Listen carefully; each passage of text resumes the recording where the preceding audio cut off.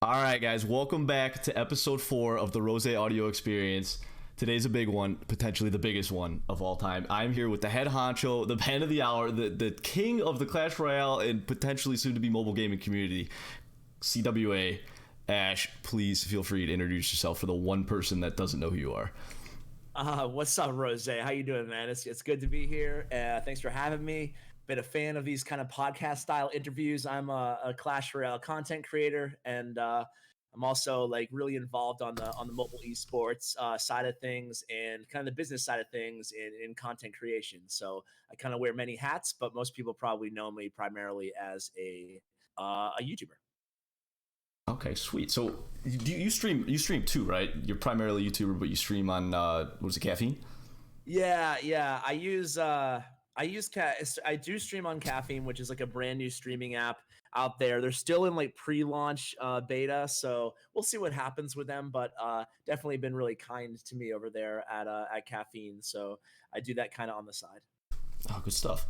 Okay, so I think we should start from like square one because I think a lot of people know who you are, but I think it would be kind of cool to get some background, like how we got to this point, right? So like, how did you even get started with YouTube? In like, it's always interesting to me, like what inspired people to start doing YouTube because it's such like an obscure thing that like there's a lot of it's hard to do, right? To like grow a YouTube channel and like gaming, it's like especially like I think back when you started, it was less I guess acceptable.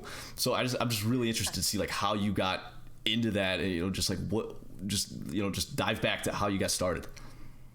Yeah. To this day, I think that like if you just meet a stranger and you're like, I'm a YouTuber, I think it's like synonymous with being unemployed.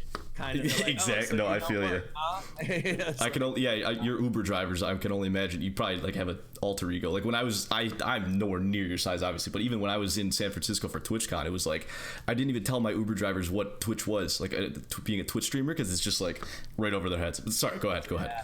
Yeah, man. No, I started I started covering Clash of Clans a little over 5 years ago, and I don't know. I think so many people starting out, it was just didn't have no aspirations, no expectations, just doing it as a hobby. I think that's the best way to start out. Is 100%. to make content that you would want to watch and do it as with like no intentions of growing or being the biggest or the best or anything. Just kind of trying to learn, trying to get better at things every day, trying to learn a new skill every day in terms of content creation, and then or every week, whatever. But just trying to add stuff to your portfolio, so to speak, and then you kind of grow from there. And it's I'm not the best gamer, not the best entertainer, not the best. I'm really not that great at anything, but Neither am but I. We're in the somehow, same boat here. nah, man. But like somehow I just took something that was a hobby and I was steadfast. I stuck with it. I had, one thing about me, one thing that I do have in terms of for all the things that I lack is I do have like kind of that grit, in terms of Hmm. I don't give up easily. So even if I wasn't growing right away, it took me forever. It took me like 4 months to get 500 subscribers, to uploading daily. And Hmm. I made like a big 500 subscriber special and back in like 2014. And it's cool to see how far I've kind of come from there. But at the same time, I try not to like I've never been someone to really set goals or anything like that. I kind of just you know Hmm. take it for what it is and try to just enjoy it. Because ultimately, not to get too philosophical, but like ultimately we just have this moment, right? So Yeah, I like this. without always worrying about the future or where I'm going to be in next month or next year, just trying to kind of enjoy it for what it is right now. Yeah, I hear you. I'm totally with you. Like the setting arbitrary goals, like numbers, like at this date, I want to be at this number of subscribers or be making like it's kind of, you can't really control it to that. It's good to have like a direction, but as far as setting like specific dates and numbers, it's I don't know. Yeah, But I yeah. think it would be interesting to. You said you did like a 500 subscriber special. Is that a video? I think it'd be super cool to like go back and like see Yeah, it was a that and like video. put it like it like the was the side most by side. I Oh recorded my it on god. like, my iPhone 3 or whatever. Yeah. A 2 megapixel camera. Yeah. Yeah. That'd be super pretty cool rough. to see. Pretty rough to watch back, but it's pretty cool. It's like it's a good kind of humbling reminder of where Hmm. kind of I started. I know, and then it's gonna be cool too, because like in a few, let's just say 4 or 5 years from now, you're gonna look back at this, like you think your content, like everyone, like think your content's great right now, and then in 4 years you're gonna be like, oh my god, what was I doing? And it's just constantly getting better and better and better, and that's the grind. That's the fun part though, is that there's no final destination as far as like content creation goes. It's just always getting better. There's no, that's it, no final destination. Yeah, Which is no, cool. Absolutely. I love what you're doing here, like Rozay, and I love, one thing about you that I really admire too is like, and I can kind of, you know, not to suck up to you or anything, but the reason when I first kind of discovered you, I really had a lot of respect for the I don't want to put words in your mouth here. I've never talked to you about this off air, but you seem to like really treat things as a business. You love doing it, but you also treat things as kind of a business. And I see that you have like social media strategy behind what you do, and you have like you just have you know what you're doing, and that's something like even I like follow you on like Instagram and stuff like that, and I can just tell like hot topics and whatever, like you're just always on it, and you're always like you got everything tagged appropriately and stuff like that. And Yeah, no, that's the fun part. I love that stuff. And you care about doing you care about putting a lot of time and energy and learning about every little aspect of every platform that you're on. Yeah, like no, that's like the fun part of this stuff for me is like learning how to do Instagram properly so I can maximize my exposure, like that kind of stuff. I love that kind of stuff. It's so much fun. So I think, do you know Gary Vaynerchuk? Yeah. He's a big inspiration for me. So I really love his content. I kind of just like follow his like content model and all that stuff, and kind of just adopt it as my own. But it's so much fun, like especially because it's like gaming is something that I'm super passionate about, and this kind of gives me. So it's like it's not work, it's just fun. Even when I'm not playing, like just building your own personal brand and that kind of thing, it's super enjoyable. You can tell that you're a Gary V viewer, just like from a lot of the tendencies and the habits that you kind of display. So that makes perfect sense to me, Yeah, he like embodies, like he articulates things a lot better than I can. So it's kind of when I found him, I was just like, this guy is just in my brain. It is fantastic. I can't get enough of it. I was actually introduced to him through a business partner. The founder and CEO of Spacestation Gaming is also business partners with him. Really? So I kind of got acquainted with his content and stuff through Sean Duras, who is the, like I said, the founder of Spacestation. So I'm kind of a recent viewer, I should say, of Gary V. But definitely great stuff. He's worth a follow for everybody watching on. Oh, 100%. Oh my god, he's the best. So what's the connection there? Because I know Gary, he owns like a part owner of like a Call of Duty team or something like that. Is that how the gaming connection locks in there? No, it's actually it was back when Sean Duras. I'm probably gonna get the details wrong, so because I wasn't obviously there, but it was back when Sean Duras was one of the world's biggest. I think it was top 3 Snapchat creator. So this is for those of you who don't know, Sean Duras is the owner and founder of Spacestation Gaming. And before Spacestation Gaming, he was a huge Snapchat influencer, which I didn't even realize existed. Honestly, I'm not super hip to the Snapchat scene, at least in terms of advertising, in terms of influencers on Snapchat. Mm-hmm. And it was kind of like almost the incubator for like Instagram Snapchat influencers, or Instagram rather, influencers really taking advantage of the monetary in the I don't know, the reach of Instagram. Anyway, he got huge. He got introduced to Gary V, and then unless I'm butchering the story too bad, and I don't want to go too far into it, lest I butcher the entire thing, but they got introduced at a live event, and they really immediately hit it off. And Gary V's like, I want to work with you, and Gary V, like he's the type of guy who, if he identifies somebody that he just thinks is a winner, kind of, he'll just kind of go down that road. And that's kind of how it all started between those two. And Gary V's not affiliated with Spacestation Gaming directly, but other business ventures together. Right. Huh, that's neat. It's cool how like it's kind of all interconnected. There's so many like things behind the scenes that you don't really see. That's super neat. Yeah, man. Yeah. Okay. Yeah, it's super cool. Super cool. There's so many, like, it's weird. The more you go into gaming, the more you go into YouTube, the more you go into any of these genres, you'll see that, as you go down that path, there's so many intersecting paths of other, whether it be, a guy like Gary B in business, or it be somebody, a musician or an artist or whatever. You start to see those roads cross paths more, like the further down you go, in a weird way, if that makes any sense. No, it makes perfect sense. I get it. No, it's super cool to like hear that kind of, because like we don't have that kind of exposure to see the behind the scenes of what the big dogs are doing. You know what I mean? Yeah, no doubt. It's cool. It's really Okay, cool. just give you 1 second. I just got notified by the chat that my title says Clash with Clash. So Clash with Clash. There he is. There we go.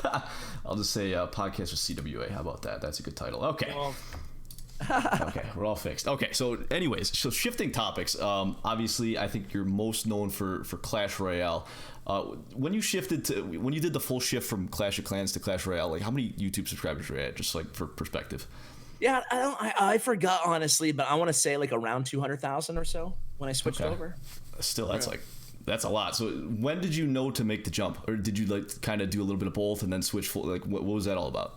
I think the worst thing that content creators can do in when you're a one game content creator, not a variety gamer, which is the best place. If you can be a successful variety gamer, YouTuber, or content creator, it's like the golden ticket, man, because you'll never die. You're the brand, not the game that you cover.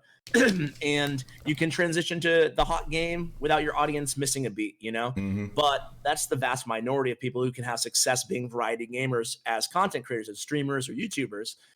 So I certainly am not a variety gamer. So I was a one game dude, Clash of Clans.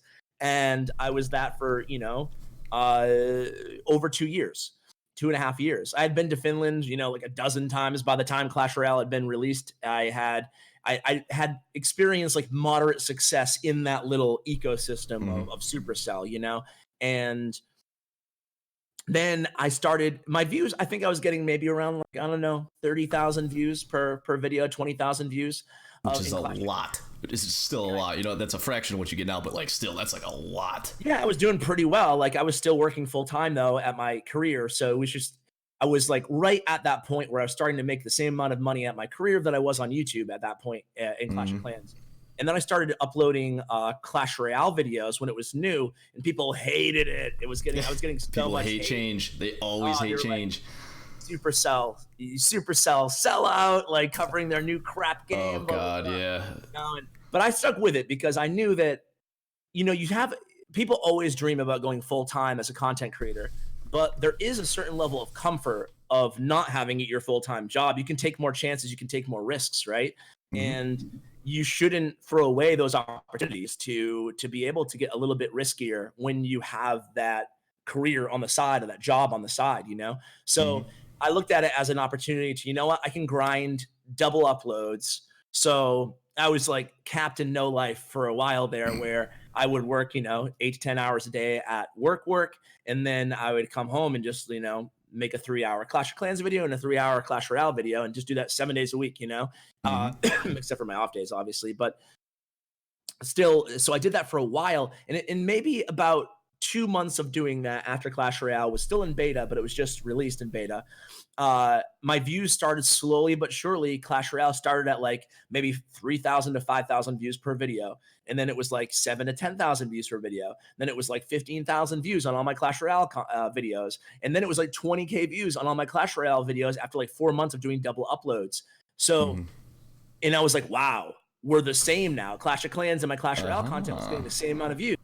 And at that point, I'd been doing Clash of Clans for 2.5 years. So Clash Royale was kind of like, I didn't like Clash Royale at first, but after playing it for a significant amount of time, and I kind of, it grew on me, and then the fact that it was growing the views were going up, whereas my Clash of Clans views were going down, kind of made it an easy decision. So maybe about 7 months after doing that, I slowly started to cut out Clash of Clans and just go all Clash Royale. And that's kind of what happened. That was back in, 2016.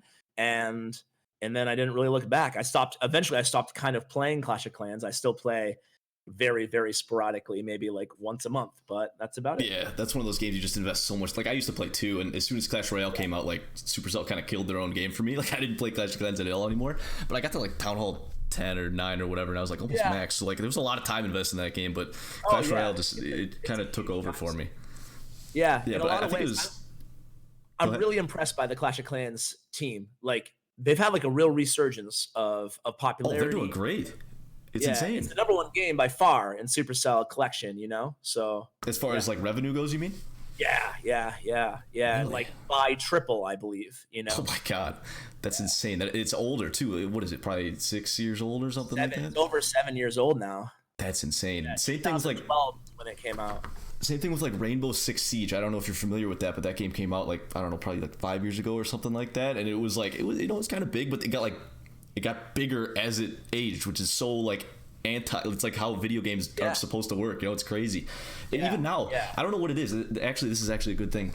I don't know what it is that like a lot of people, not even not even within mobile, just in the video game community in general, say that's kind of like a stale point for video games right now. Like there's not a whole lot of new titles being come out. Like it's kind of everyone's just kind of like playing Fortnite, and everyone's like going back to like Counter-Strike and Rainbow Six and like all these like World of Warcraft Classic that came out, and like all the it's like there's not a whole lot of innovation, I guess you could say.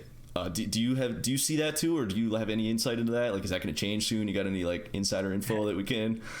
Well, I'm an old man. So like Rozay, I grew up, in the 80s and 90s where it was, dude, gaming expectations were non-existent, right? So I think because of that, not to play the old guy card too heavily here, but like I think my expectations are always a little bit lower than the overall community in terms of like I'm easily satisfied with games. I guess growing up when like my first gaming system was something called Intellivision, and it was like I was maybe like whatever 5 or something, and like my dad used to play Frogger or whatever on it, and then I graduated to 8-bit like NES, and I was just like I loved it, and I was overwhelmed by how amazing the graphics were and how detailed the storylines and the everything else, strategy involved in some of these games. And then there were no game updates and stuff like that, and the best you could hope for was almost like a sequel to your favorite game. And then like obviously as time grew, like I went through the N64 generation of playing like GoldenEye and stuff like that, and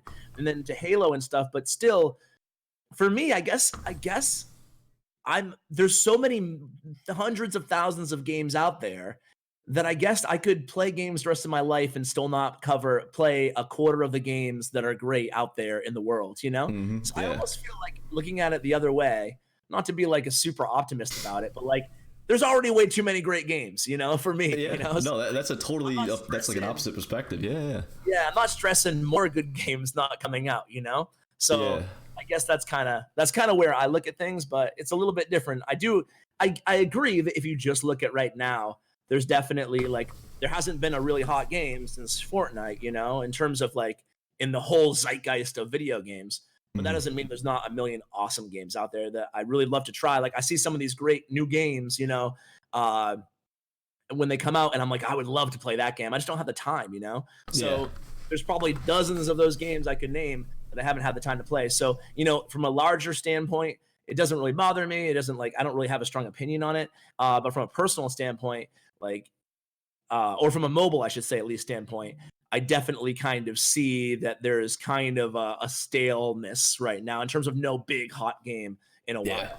Yeah, especially on mobile. This is something that I think you have an interesting perspective on, because like there hasn't been a blockbuster mobile game, like a genuine mobile game, because like Fortnite mobile, that's huge, obviously. PUBG mobile is massive, especially outside the US, but those are kind of just, I don't want to say dumbed down versions of PC games, but it's not like Clash Royale is a game that cannot be played. It's not a better experience on a PC, right? So there hasn't been like a true genuine mobile game in, I don't know, what was the last one? Clash Royale would be the last one, I guess, that I could think of.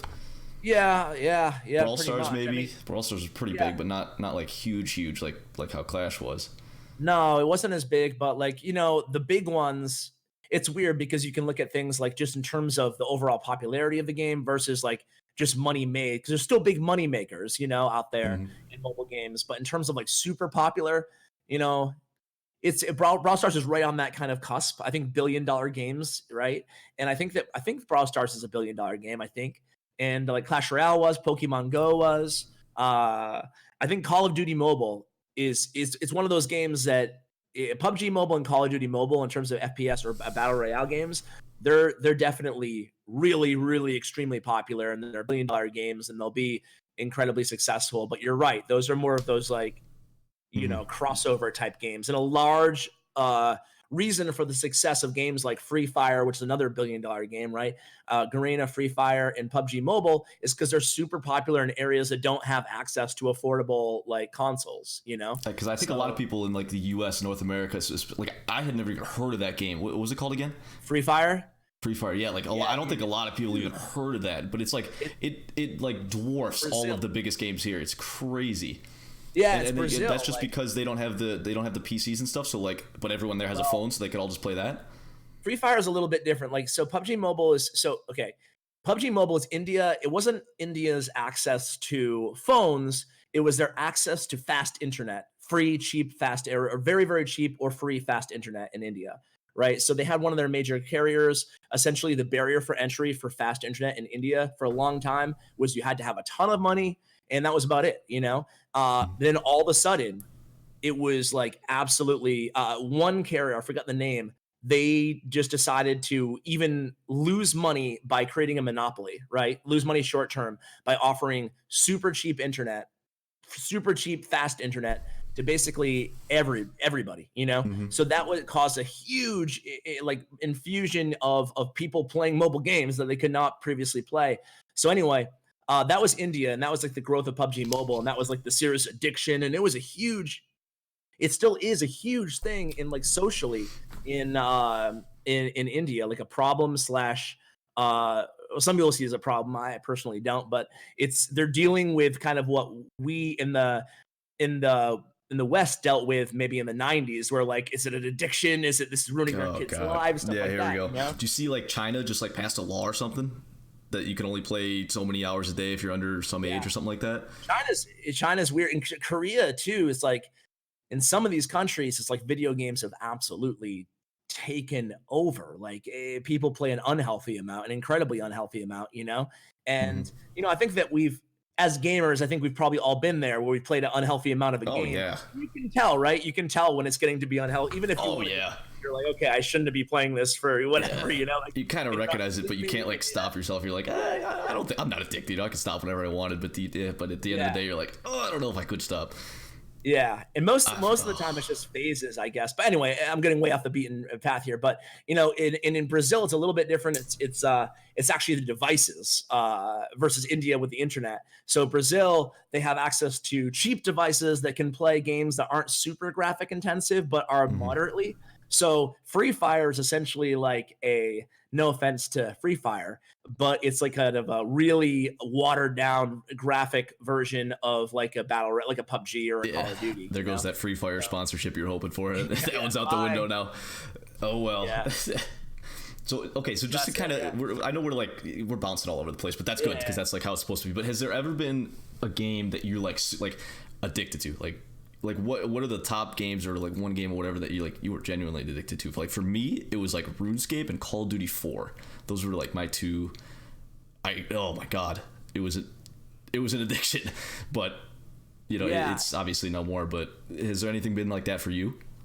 Yeah, I mean, a lot of people. I never played RuneScape super seriously. I did it on like for like a sponsored content and stuff like that. And obviously, I know the feel of like an MMORPG because my big addiction was EverQuest, a game called EverQuest, which was predated World of Warcraft.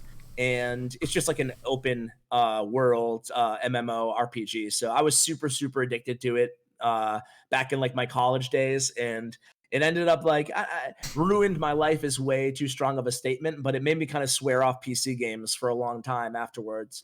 And it's pretty much it, man. I played like, you know, the typical addiction to an MMO where I played like anytime I wasn't working for a good time. Oh yeah. You know, were you the same way or? Oh yeah, it was.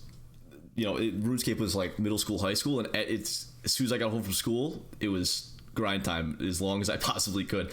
My parents, they kind of, I think there was phases. They're watching right now, but there was like phases that they would like limit me, and oh my god, I absolutely despised that because it's all I wanted to do, and it was tough too because like a lot of my that's where my friends were at too, is they'd be playing Xbox, they'd be playing RuneScape, so it's like if I'm not on there, like it was weird too because like my Xbox and my computer were in my basement, so I was kind of like a basement dweller. So I could understand why it looked bad, but at the end of the day, like that's all I wanted to do. It was kind of good too because I would work like really hard in school to get all my homework done before I got home, so that way I'd have more time. So like that was good because I would grind out work in any 5-minute window that I could. I would grind out anything. At least you still had one problem. Your priorities kind of straight, in terms of I don't think the grades ever like dropped or anything. Yeah, no, it's not like I was never like failing classes or anything like that. So it's just, there you go. It's all I wanted to do, is man. I was pretty addicted to Clash of Clans. Like, I mean, not on the same level as like an MMO or as EverQuest, but I have like, I think a lot of people pick up like Clash of Clans way back in the day or games like Clash Royale, and they think like it's so benign, like I can never be addicted to like a phone game. And I kind of, again, like maybe not addiction, but certainly playing at it like an unhealthy amount of time, but not the end of the world compared to like where I had been. But yeah, I think I had that feeling mainly for Clash of Clans. Clash Royale is still a game that I can pick up and kind of play, for just 5 minutes or an hour tops or so. I don't sit there and grind out for like, unless I'm streaming or something or for content, I don't sit there and grind out like, 8-hour play sessions on Clash Royale personally, do you? Yeah, I play off stream a little bit. Whenever I'm taking a dump, I'm guaranteed to play at least one game of like, it's like mandatory. But I do catch myself from time to time, like if I just like look around or if like I'm not really doing anything, I'll like subconsciously pull out my phone and I'll just boot up Clash, and then I'll like come to, I'll be like, wait, how did I even get into this game? Like it's just kind of like if I ever don't have anything going on, it's kind of just like my default where I just fall into like, hey, I'll just play a quick game, but I don't even realize I'm doing it, which is kind of actually concerning now that I say it out loud. No, I hear you. I kind of have that same feeling sometimes where you're just like, Clash Royale, boom, 5-minute game, done. And then you're like, okay. Yeah, it's so, well, it's actually, 5-minute game now. It's not 6 anymore, so it's even more convenient. So it's super enticing at all times. But then you get those like screen reports though sometimes where you're like, my screen reports are bad. I spend an average of 4 hours on my phone or more or whatever. It's like, holy. Is that what yours said, 4 hours? I don't know. Sometimes worse. I have no idea. Like I forget. Mine's usually like 7 to 9 per day. What? Which is not great. Keep in mind, I do all my recording from an iPad, so it doesn't count. I think so. Like, so that's just your phone. Wow. Yeah. Just my phone, but like, it's kind of sick sometimes. When you get those reports, you're like, no. I'm in denial. So I think like because at my job too, it's like a desk job where I'm in a computer. So like the time that I spend in a chair and in front of like a screen per day. It's like if let's just say I sleep for like 6 to 7 hours a night.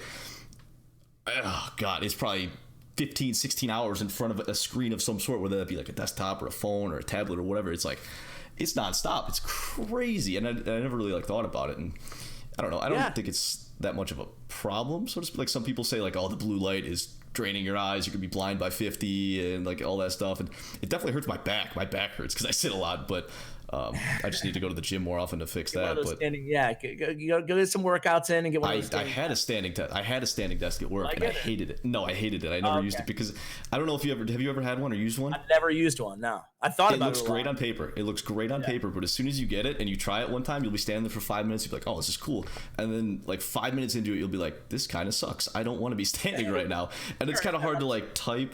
It's just like it's weird, It's not.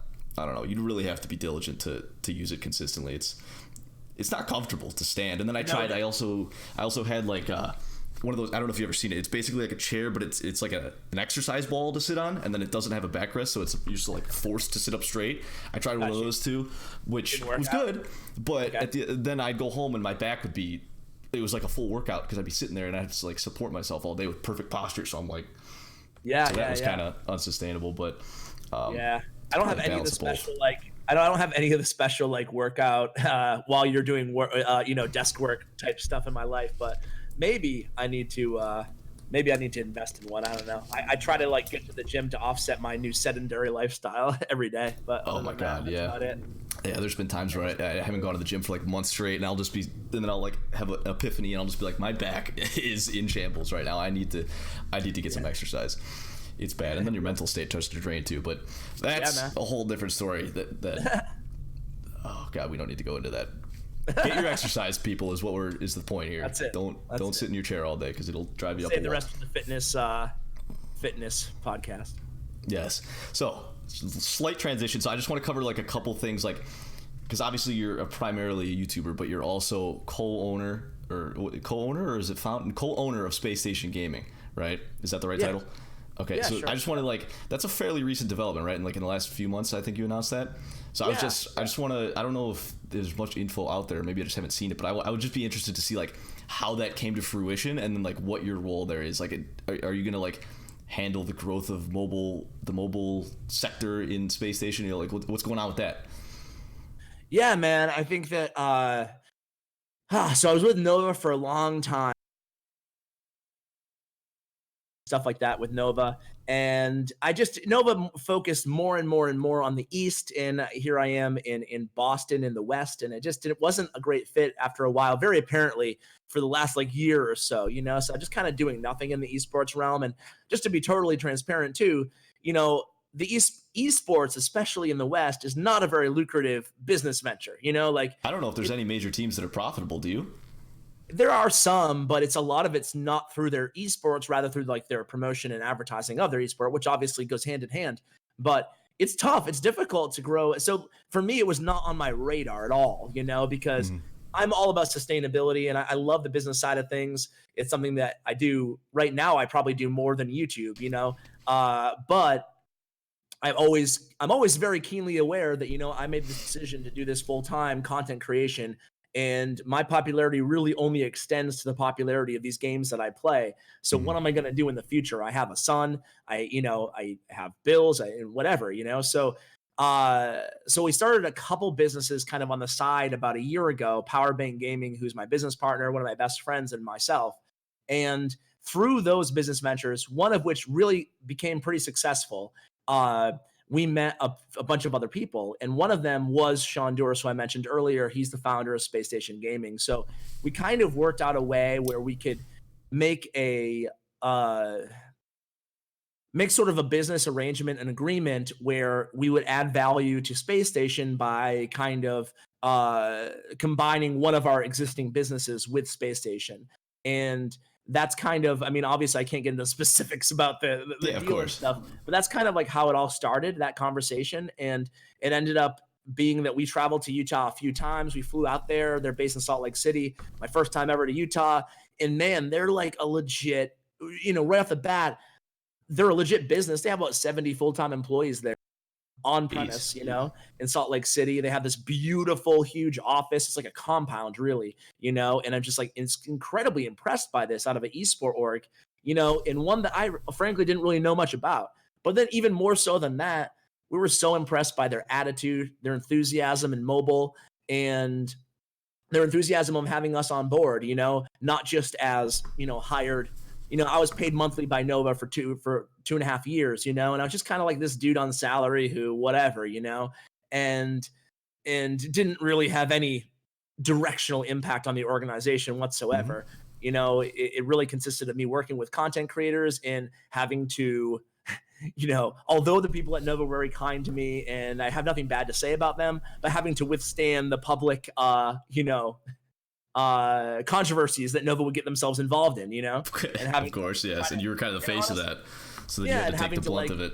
Having to deal with another Nova scandal on Reddit and having my name kind of thrown into it, and that for someone who values, not to be so pretentious about it, but someone who really values my reputation and tries to do right by everybody I encounter, just in general, just as a decent human being, not as some sort of a white knight or anything. That was really tough to kind of swallow as well. But I made it through, and I didn't really have any intentions of getting involved in esports again. I have a lot going on, and but when we met the guys at Space Station, it was really apparent early on that this is not just about esports. It's about business partnership moving forward in a variety of different areas. And one of them was obviously esports. So we got on again. We came on as co-owners of the business, and yeah, just to basically heads of mobile, Powerbank and myself. And, for Clash Royale, we've done a lot of things in a bunch of different games early on here. But in Clash Royale, we're kind of in a standstill right now because we applied to CRL in 2020 at Space Station. We had a couple of good conversations with Supercell and the head of esports there and a bunch of the guys under him as well. And at this point, it's just a matter of if we get accepted, because I don't want to – it's hard to take on, teams can be – I think the average cost of a CRL team year round, including insurance, including everything else, it's around $100,000. So that's a big in salaries. But that's a big investment to make if you don't even know if you're going to be in the league. Right. So Yeah. kind of just chilling right now and waiting to see what Supercell says after the World Finals. So they'll let you know like in, I don't want to say a few weeks, but is that like the timeline? Because then you'll go full steam ahead if you get accepted into that. Is that the plan? Who knows, man? Yeah, I don't Supercell. know. They didn't say. They said basically that like they seemed impressed by us. I think the calls went really really well, but I think it's just a matter of who drops out and if they expand the league. I think having your name as a cosign in there is enough for them to, I don't want to say like immediately accept, but like. I mean, that's a tremendous. Without your name next to Spacestation, I think that you helped that a lot. That whole conversation.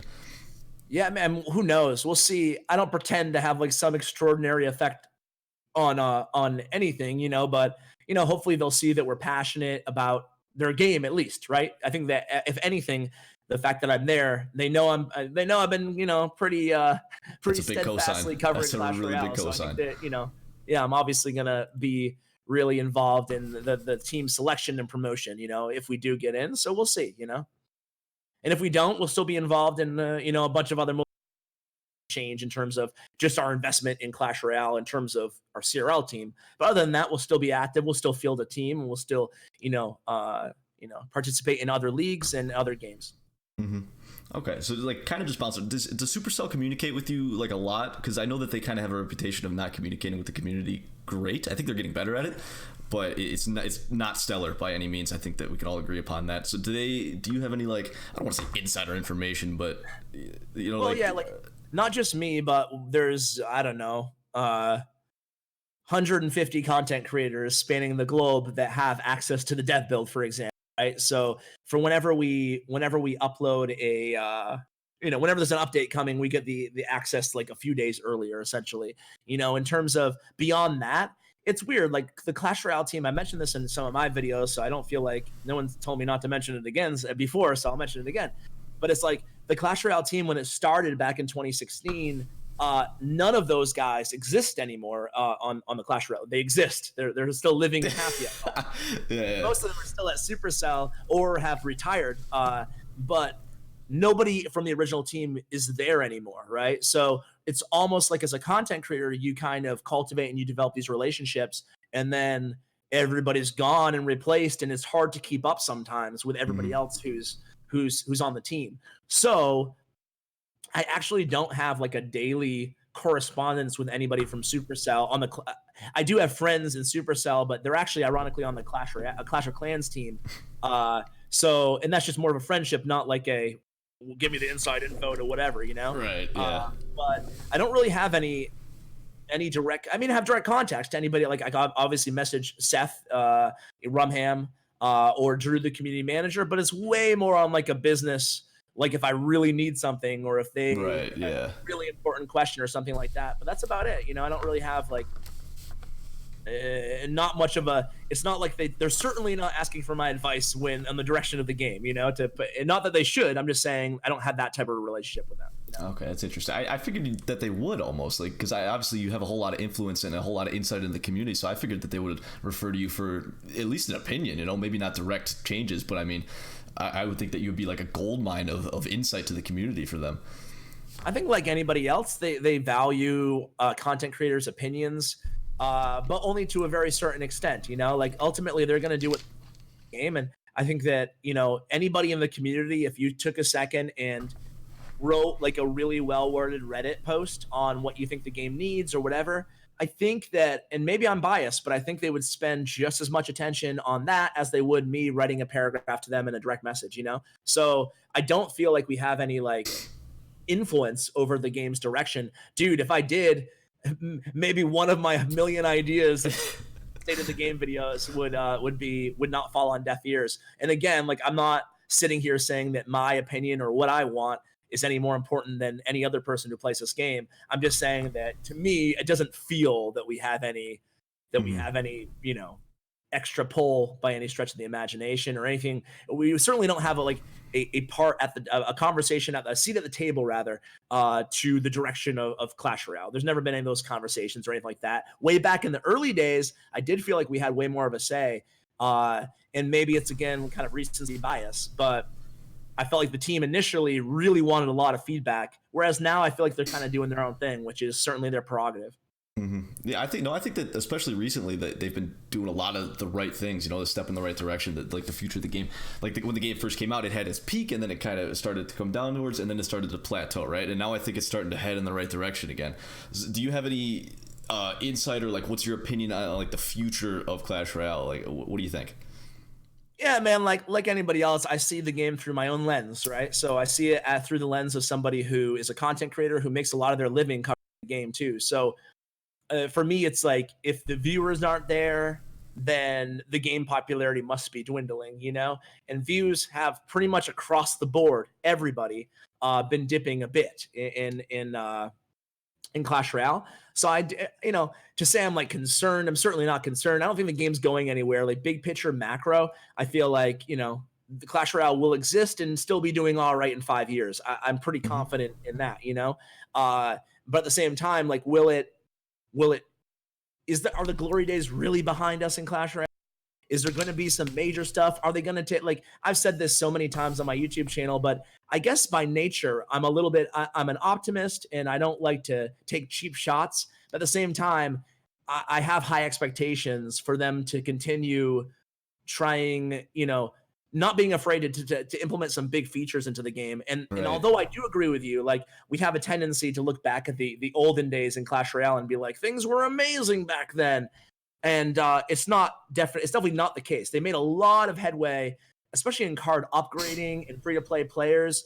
Like I still get complaints every day how unfree-to-play friendly the game is. But man, we've come a long way from where we were to now, even like trade tokens and requests and extra, like there's so many different things that didn't exist back then. And when you started this game, it was like over $20,000 to max your account. It was insane, But anyway, I'm getting to answer your question is like, I like where the game's at, but I don't love where the game's at. I feel like they're playing it very, very safe.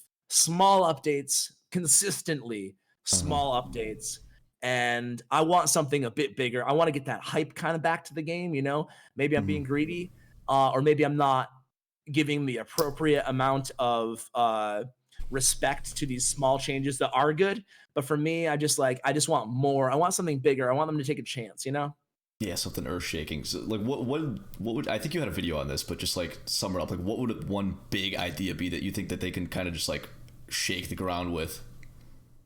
Yeah, man, I have so many different ideas, and so many other people have given so many great ideas too. So for me, it's almost like I don't even care what it is. I just want something, I just want anything. I just want something like different and new, right? Even if it's some cheesy third bridge thing, like let's just try it out and see what it is. Try it as a special mode, I like the thing that I'm on right now that I really would like to see is like a PvE type mode where, every season there's a boss. And everybody in the clan gets a chance to attack this boss. They have like whatever, and then the boss has like whatever 8 million hit points, right? And then everybody gets 2 attacks, against it or whatever, and then you get rewards based on how much damage you did or something like that, and then they could scale based on what league you're in, the more damage on bosses, like that might not be the right idea. It might not fit very well. Yeah, but I see what you're getting at. It's just like so out there and it's not in their usual line of updates right now. So just something bold like that. Yeah, no, I see what you're saying. That's it. I think that's a pretty good idea. I'm sure there's others out there. If you go on Reddit or whatever, I'm sure there's a billion ideas. I'm sure there's a million ideas, and it's like, obviously, I was against the hero idea for a while in the game, but like now, why not try it? And if it sucks, get it like put it in as a special game mode. They clearly already have it there. The art is already in the client. The coding is already there. They've tested it. They didn't like it, but try it as a special game mode. Make season 7 or 8 or 9 or 10 or 11 like the season of heroes or whatever, and just try it out, see what people think, and if it sucks, then move on to the next idea. But I feel like the game, just my opinion, has been lacking like anything other than new cards, balance changes, new arenas, new skins. At least maybe I'm wrong, but that's how it feels to me, you know? No, I think we're all in the same boat there. I think they're just trying to like balance out the game right now, just get in a good spot, because obviously with like the executioner meta and stuff, like it's always been pretty rocky, at least from what we can. We have a skewed view because we don't have like the view of the casual player, because we all have like Twitter accounts dedicated to CR, and like we're all pretty hardcore. If you're watching and listening to this right now, you're definitely like a hardcore player. So we don't, and that's, I don't know, that's like a small percentage of the base. You know, you got to remember like 99% of the player base is super casual. So it's a whole different perspective. It's true, but like at the same time, I don't think that new features would be necessarily unappealing to a casual player. You know, I mean, you could say the same. A game like Clash of Clans, I feel like sometimes, and again, I don't think the team has even said, "Oh, we don't want to disrupt casual players," so I don't want to put words in their mouth. But at the same time, like I feel like you can hide behind the whole casual player thing sometimes, you know, and be like, we don't want to upset the casuals because like they don't have a voice, so it's easy to make up their mind for them, you know, like 99% of our game are casuals, so we don't want to mess with them. But it's like, okay, you know, 99% of Clash of Clans audience is casual, but yet they're adding, and this is the thing that I want to kind of contrast to the game teams in Clash Royale and Clash of Clans, is that they had, you know, they both went through big changes. The Clash of Clans game team got a new game lead after having the same one for a long time. The inventor of Clan Wars of Clash of Clans, he left the team on sabbatical, and then he came back to Supercell. He went to another game, like a new game that's not released yet. And then in Clash Royale, they had a lot of turnover too. The Clash of Clans team, though, you know, and this is just from my view on the outside looking in. The truth might be different than this, but this is just kind of what I see. Clash of Clans team, they added so many like risky things. They added like Town Hall 13, now Town Hall 12, then Town Hall 13 coming out, and they added a bunch of new troops, a bunch of new and you know, people who don't play Clash of Clans might not know that, you know, adding a new troop is not like adding a new card in Clash Royale. It's a huge deal. Like what used to be like 2 years for a new troop, you know? And they added a whole new builder base going back a couple of years ago. They added a new, like a way better pass system than Clash Royale's pass system, and trader wars and clan games and all kinds of stuff, you know? And I guess what I see as a content creator is, man, dude, that Clash of Clan team is making moves. Like, even if something's not popular, they just keep plowing on and adding more stuff to the game, you know? Whereas I don't necessarily see the same in Clash Royale right now. Not to be negative about it, because of course I love the game, man. I cover it every day, you know? But that's kind of how I feel, you know? Yeah, of course. It's, you know, we all wish the best for the game, obviously. So it's good to, you know, voice some constructive criticism. You know, it's not bashing by any means. Yeah, I mean, it's cool. Like Clash of Clans, I guess you could say, like, it almost feels like a different game. Like, it's still, the core is still there, but there's so much different than there was 3-4 years ago or whatever. Whereas Clash Royale, it still feels like the same game. You know, there's different nuances, different cards, different play styles, whatever. Yeah. But you know, the core hasn't changed that much. Yeah, man. I think that, you know, at the end of the day, I still obviously think the game's great, you know, and I think that in a vacuum, obviously I recommend somebody download it. I think that it's, you know, the community's amazing. The competitive scene's really good right now. So I think there's a lot to be happy about in the game. I do like the fact that even though the meta always gets a lot of hate and last month's meta was really oppressive, I still think that the game is... even though you can scratch your head at some of the balance changes and stuff like that, that aside, I think you can play a variety of different archetypes and have success. And I think that like the meta is still diverse enough where it doesn't feel like, you know, I mean, maybe it might feel like this, but you know, statistically, you're not going against the same deck every time. So I think there's a lot of good things in the game right now. But at the same time, I you know, maybe it's the content creator side of me, you know, with this wish, but I just wish they would be a little bit more proactive with bigger updates. You know, I guess like I'd rather wait longer and get a massive update than keep getting these small ones, but just my personal opinion. Yeah, just something to make the game feel like super fresh again. I totally get it. Just needs like something big to really shake it up, because the updates are good, but like I think you said, they're not great. So just something to really push the boundaries. There's some like low hanging fruit too that I think that like, why don't they do this? Why don't they make like sure, everybody wants like a ladder rework or something like that, but why not just in the meantime, why not just like, this is such a small thing that would take probably like, what do I know? I'm not a coder, but maybe like 10 seconds to do, right? But like add a leaderboard for level 12s and 11s and tens on ladder or whatever, nines, like anybody. Like, why not? Why isn't there a separate leaderboards for everybody? That way, at least, like, if you're not max, you still feel like, okay, I want to be the best level 10 in the game. Like, I don't know. What's the downside to that? I just think that, I guess if I'm cynical, the downside is people will have incentive not to spend more money to upgrade. Those want to be, see. But honestly, like, I don't know. There's a bunch of little things they could do to make the game feel a little bit more competitive and appealing in a healthier way, I feel like. But I don't know. It's me. Yeah, no, that's a good idea. I never heard that one, like leaderboards for that, huh? Yeah, that's a good. I like that one a lot, because that would kind of be cool to start a new account, kind of start fresh. And then for level ones, they would like it too, right? Level one, highest level one. Oh yeah, those guys are crazy. I don't know how they do it. Those level ones account. Oh my god. Okay, so shifting topics here. I know you got to get out of here soon, so we'll start wrapping it up if that's all right. Sure, man. Take your time. It's cool. So I just want to do one last thing, because you got like the 3 pillars, right? And I think we covered the both. Like covered YouTube, we covered Spacestation, and then the other big thing, if I'm understanding correctly, is the Aftershock talent group. Is that correct? Yeah, talent agency, yeah. So I personally don't know a whole lot about that, but you're the founder, correct? So I just wanted to see what that was all about, basically. Sure, without like boring your viewers too much. It's so after having done this full time now for about 4 in YouTube, I've worked with a bunch of different agencies. So agencies essentially just being companies that bring us deals, content creators, right? Give us 90-second advertisements or full video or live event appearance opportunities, stuff like that, right? And basically, it could be anything as simple as, okay, there's a big convention coming up. Okay, E3 is coming up, TwitchCon, PAX East, whatever. We're going to get you a few paid appearances there, or paid to try these games. That way you can basically go there for free. They're paying whatever, and then it opens up into like more opportunities. Like YouTube ad revenue doesn't pay that well. You really need to diversify your income to be a real successful content creator, unless you're absolutely huge, then that's when you start seeing like the bigger ad revenue, but so dealing with agencies is great, right? Not MCNs. MCNs take your YouTube revenue, and no content creator should ever sign with anybody who touches your YouTube revenue. But people who, we're super transparent, right? We bring you deals. We take 20% of the deal. That's for our operation costs. The margin's very slim here, but it's still like a really fun and cool business to do. And then you get 80%, and that's basically it. You choose to do it or you choose not to do it, right? So that's like kind of the business model. And Powerbang and I worked with agencies for years, right? There's a lot of them out there. There's a lot of good agencies out there.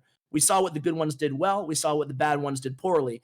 And we thought to ourselves years ago, we could do this. Like we know a lot of content creators. We know a lot of developers. We know a lot of brands just from working in this industry for so long. We have a good relationship with YouTube and Google and the marketing teams. And I think that we could probably do this. So we were working at an agency for about a year and a half, and they had like a rock star sales lead, and she ended up parting ways with that company. Long story short, we're like, now's our opportunity. This is about 8 months ago. Now's our opportunity. We incorporated it. We hired a lawyer. We got the whole thing done. We made a company, and it took off out of nowhere, because it turns out if you treat people, with respect, and you already have good relationships with content creators, you can, it's not a bad industry to be in. So essentially that's what we do. We work with about 150 content creators, about 30 exclusively, meaning that we're their full-time agent, full-time manager. And we get them deals. We help them.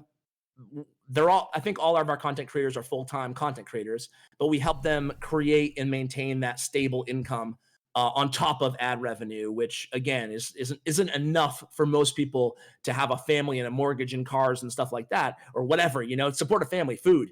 So that's what we do.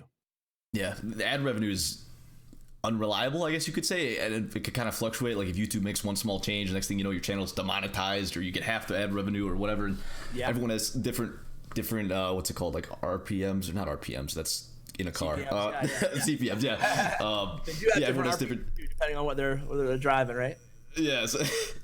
So yeah, everyone's got different CPMs. There's a million different factors that go into it, so it's totally not like a reliable main source of income.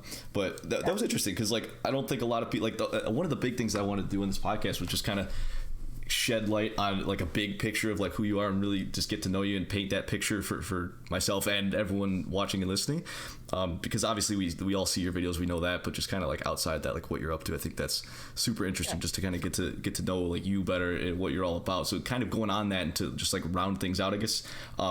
Chat, if you guys have any questions, feel free to ask them now. I'll pull one or two as we wrap up here, but like the one that I have is like, what do you have any like obvious hobbies outside of like content creation and like gaming or anything, like outside of what we see? What do you do?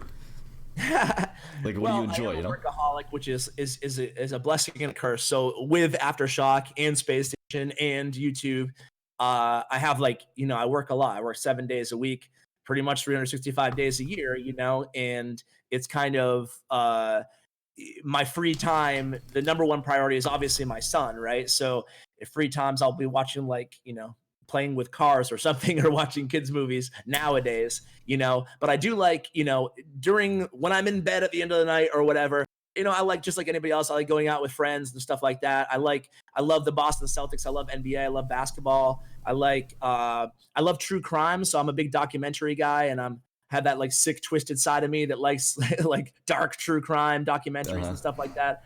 I like movies and like, just the general stuff. I touched on it earlier, but I like NES. I have like I collect like retro games. So I watch like some retro gaming YouTubers and stuff like that. Just like NES, Super Nintendo type stuff.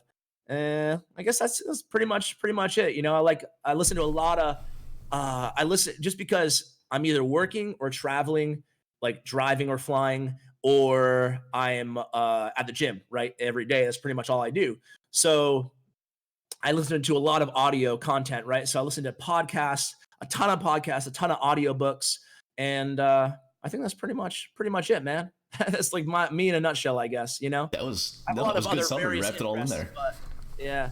So you have like a collection of retro games. Like I'm guessing like you don't play them all too actively, just because I'm sure you're one of the busiest guys that I know. So like I'm guessing you just kind of like, it's cool, nostalgic to kind of look at and I don't know, reminisce. Yeah, man, I started I watched some documentary like probably 10 years ago about some guy who was collecting every Nintendo game ever made. And I was like, that's kind of like a cool hobby to do, like on the side.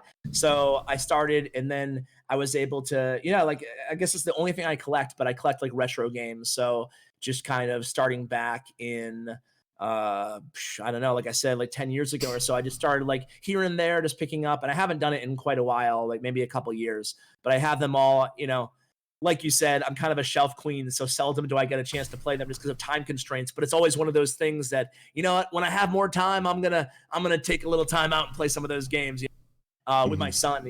That's how I envision things. But I don't know. That's pretty much it. No, I think that's super cool. Like gaming with your kids, I think that's like one of the coolest things as far as like bonding goes.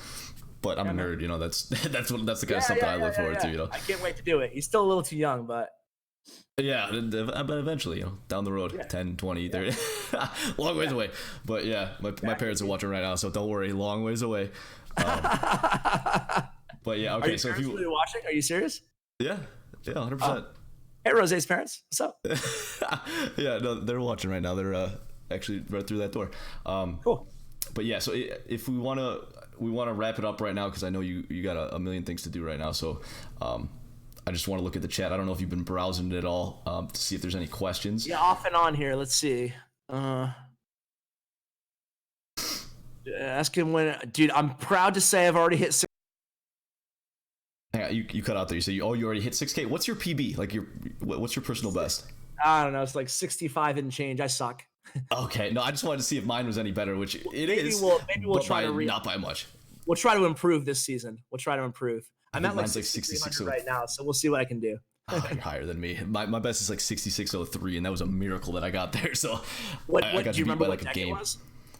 It was no, I don't have a maxed account by any means. I've got like 25 max cards, so I've always had to use like off meta, like kind of janky decks. So I've always used like minor. I think when I got that, it was like some weird minor fireball deck. Like it really didn't make much sense, but I knew all of the interactions, so I was able to string together a couple of lucky matches and get to it. But yeah, I don't have the luxury of playing any meta decks or anything close to that, so I got to throw stuff together with what I got. Yeah, man. I don't know. Yeah, I'm the same way. It's kind of like whenever, if you like hit that lightning in a bottle with one random deck, you're like, okay, I got this. I think I hit it with like Golem, of course, the lowest skill archetype I could find. I think that's what I got to my first little best with. So we'll see. Right now I'm playing like 2.9 Wallbreaker Bomb Tower cycle deck.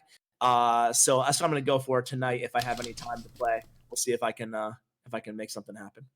Sweet. All right, so just like one question in the chat here that popped out from the Cash Man. Tips if you're just starting as a content creator. I think that a lot of people, like I get DMs fairly regularly, so I can only imagine how much you get, but people just that are thinking about streaming or YouTube or whatever, and they just want to, they don't really know what to do. I kind of help them out with like tactical stuff of like equipment needed and all that stuff, but just like I know that Cashman's a really good, like, I've seen a bunch of his streams, so he's a really good stream. He's not even, I wouldn't even call it you starting out, man. I think that you're a pretty established streamer, but I guess it's different if you're going to be focusing on streaming or on YouTube.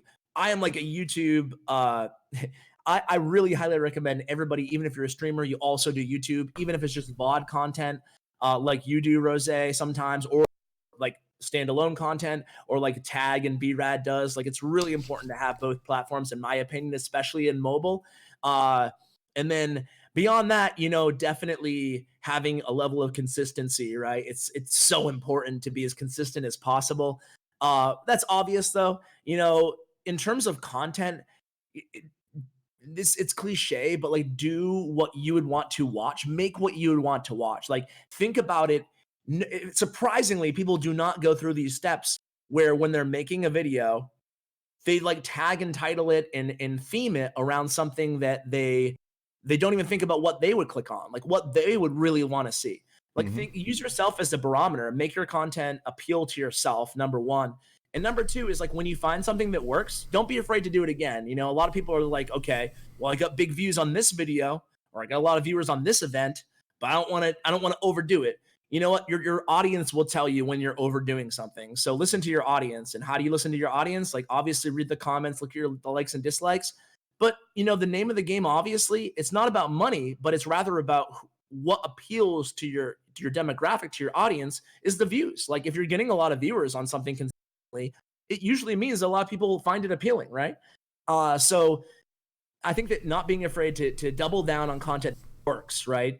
And a good example of that is Boot Ferretti, man. Like, that guy, for all his meme-ish and his, whatever, I think at the end of the day, like, he did those fast cycle decks, and that really grew his channel from averaging like 3K views per video to over 20K views per video, because he like kind of just did a million, like every card in the game in the fastest cycle deck ever. And although you can make fun of it and say it's unoriginal and stupid and whatever and clickbaity, it still worked as a growth strategy, So people want to watch. At least give him that. Yeah, people want to watch it. A lot of people tune in for it, and a lot of people obviously like it. So I think that, like, that's one thing. Doing market research, so seeing if you're out of ideas, go to somebody else's channel, go to somebody else's stream, and like, I have a tab on my computer with, I don't know, 50 content creators of all different languages, and every day I look to see what they did in the last like days.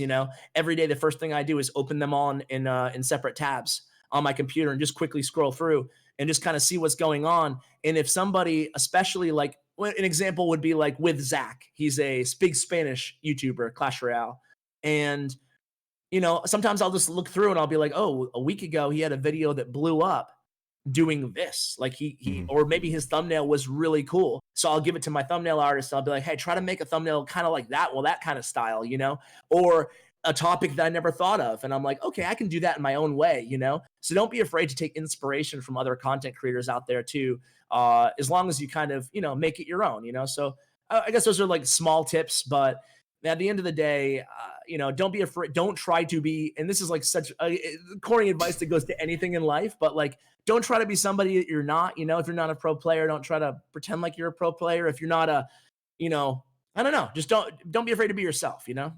100%. I agree on that 10 million %. I think that it's great, like, especially doubling down on your strengths, and like, if you find out something that works, double down on it, but also not being afraid to try new things. Like, who cares if you put out a video and it bombs and nobody likes it? Like, who cares? Then just don't do it again. It's not gonna, like, don't limit your creativity, because like, a lot of the thing that I see is that people become creatures of the algorithm, right? So they find something that works and then they get limited to that. It's especially evident on Instagram, where like take like bikini models for example. Like they want to talk about other things, but they get the most likes when they post pictures in their bikinis, right? So they become constrained by the algorithm, right?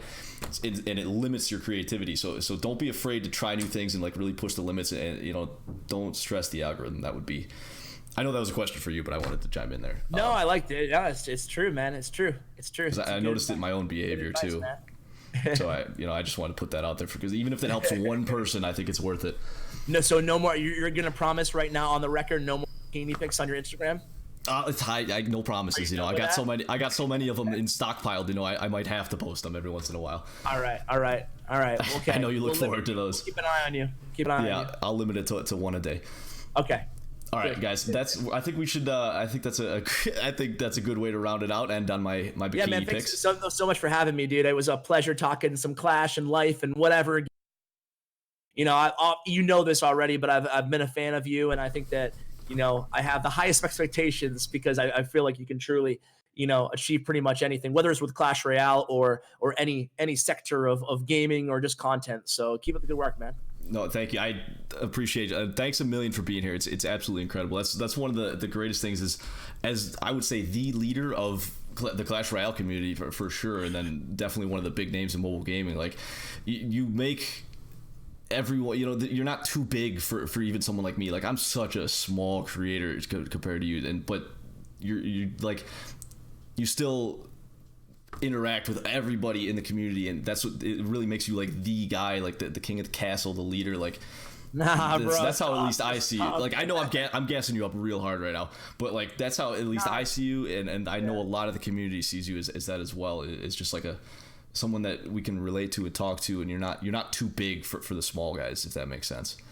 Well, thanks, man. No, I think that the community is not that big where creators need to be like sheltered in a in some house on a hill somewhere. It's like it's not that big of a deal, and I feel like a lot of people do what I do, so I appreciate your words, but thanks, man. Appreciate it. Yeah, someone in the chat said you give back a lot, which is a great way to simplify what I just said. You give back way more than anybody that I know of. No, we're still going. I'm not done. I gotta gas you up, but no, it's true. There's so many things behind the scenes that this guy does that is just you guys have no idea about. It's incredible. Everything you think about him, magnify it by 100. That it's just a great dude, just a genuinely great dude. All right, that's I'm done now. I'm done. All right, so that's gonna wrap it up. Thanks again, Ash, for being here. For real, it means the world to me. This is absolutely incredible. Thank you guys for listening, whether you're watching live on Twitch or if you're listening to this audio on Spotify, Apple Podcasts, whatever, YouTube. Thank you guys for listening. I really do appreciate it. Stay tuned for the next one. I don't know who we got yet, but I'm sure it's going to be a good one. So Ash, one last time, thank you for being here.